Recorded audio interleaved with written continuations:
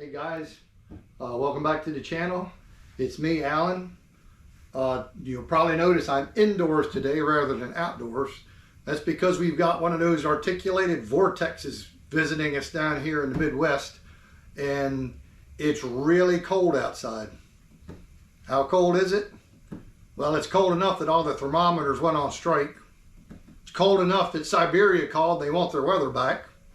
It's so cold that the ice outside is even freezing. So it's pretty cold. So when it's this chilly, best takeaway I can give you is let's make some chili. Get something good to eat that's going to warm us up. Okay, main ingredient here, and what I'm going to do is I'm going to use some venison to make some venison chili. Now, if you don't have venison to do this, you can substitute beef. For my vegetarian and vegan friends, or vegan I guess it is, you can actually substitute tofu, although it would probably taste like crap and I don't really recommend that.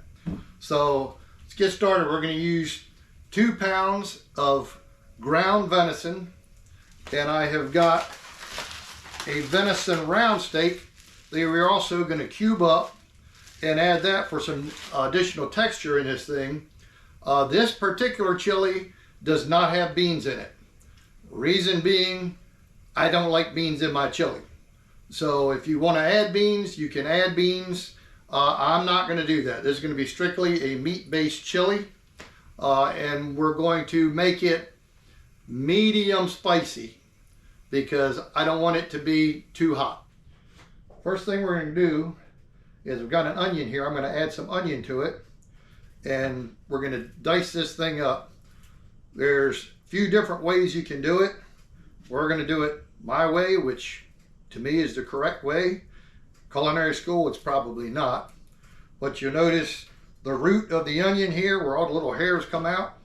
And then this is going to be the stem that would come up out of the ground. That we don't care about.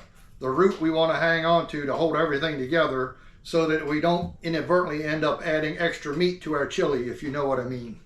So the first thing we're going to do is we're going to cut this stem off, and then we are going to take this thing and cut the onion in half like this, so that you've got root end on either side, so that we've got a flat area that we can put down so it won't roll and we have less chance of slicing our fingers off, which I would rather not do. The first thing, we need to dice this onion up. Now you can cut across this way, that way. I'm not, because nature's already done that. This thing's already in layers here. So what we're going to do, away from the root end here, we want to save the root. So we're going to just slice down, not through the root, but slice down, aiming the knife towards the center as we slice this down.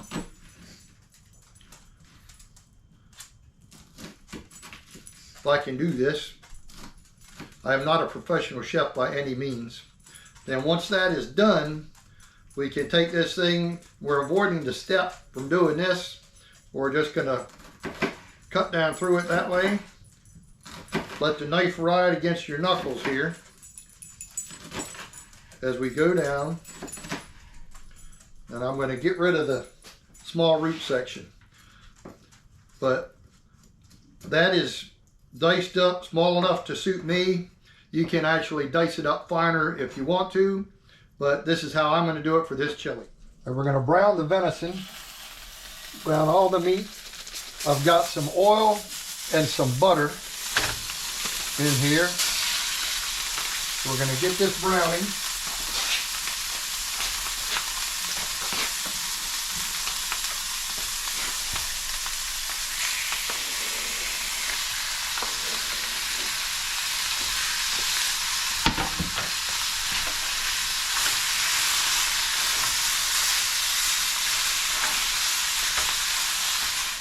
Okay, once you get your meat browned, and it doesn't take too long a time to do it, we're going to put it in a crock pot. This is going to be some crock pot chili that we're going to let it simmer on low for quite a while to make it nice and tender and really juicy and delicious. Okay, you remember that onion that we had earlier? Well, we're going to go on and we're going to semi-caramelize that in the same pan that we just did the venison.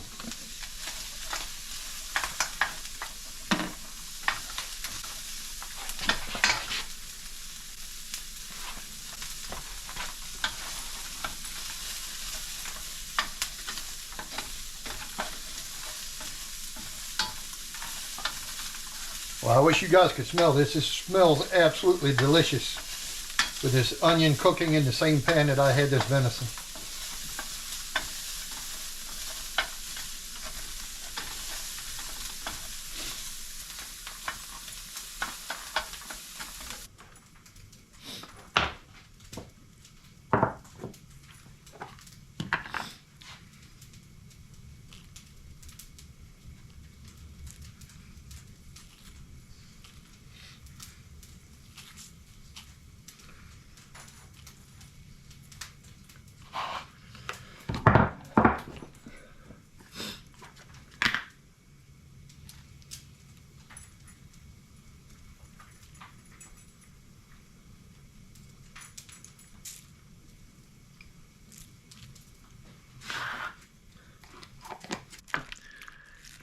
Okay, I'm fairly happy with that consistency.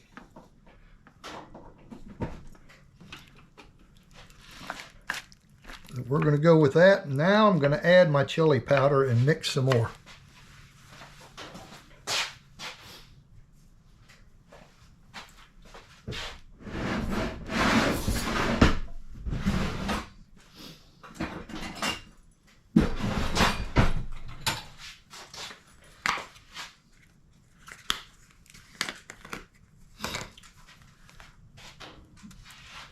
Okay, for this size batch of chili, I generally go with 3 tablespoons of chili powder.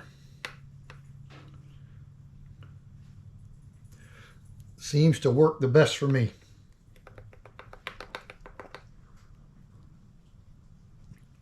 And you can add hot sauces, you can spice it up however much you like it. I'm not a real spicy food individual, so this is kind of the way I like to have it. Okay, there you go. It's all set. Now all you got to do is cover it, let it simmer, and then we'll be able to eat about 6 to 7 hours.